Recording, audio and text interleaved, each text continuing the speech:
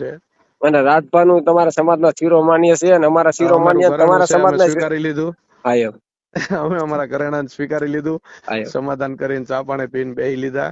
હમ મેં કીધું ભાઈ સોવી આપણે તમારે હા એટલું બધું ઉગ્ર ન થવું જોઈએ મારી હમ સામે. હમ તમે માઇન્ડ ધંધે સીડા ના નહીં ના, એ કીધું તો રાજભાનું આપણે રેકોર્ડિંગ હેબરું, એમાં રાજભાનો બિચારાનો ક્યાંય વાક નથી. ઈ તમે રેવા દો રાજભાને. રાજભા બિચારા હાવ જેમ ઓલા રાજભાને પ્રોટોકોલ નડતો હોય ને એવી રીતના રાજભા હાવ હાય હાથ કરે છે. તમે રેકોર્ડિંગ સાંભળ્યું આખું શાંતિથી. હા, બે હમ. બે સાંભળ્યા તમે? હા, બે રેકોર્ડિંગ સાંભળ્યા.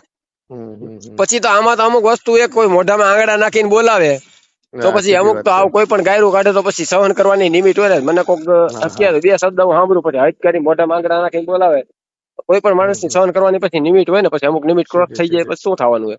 જ કીધેલું છે ને, એ તો કઈ ખોટું નથી ને. ના, કલાકારનું રાજભા હજુ સુધીમાં મેં નથી સાંભળ્યું કે રાજભાઈ કોઈ દી કોઈનો ખોટો ઇતિહાસ બોલ્યો હોય.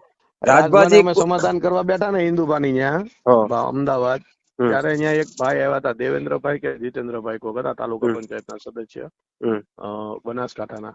હા એને એવું કીધું, રાજભા તમે તમતાર મોદી સાહેબના વખાણ કરો, અમને કોઈ વાંધો નથી, હમ પણ તમે અમારા નેહરુ નું કામ માણો એ કે.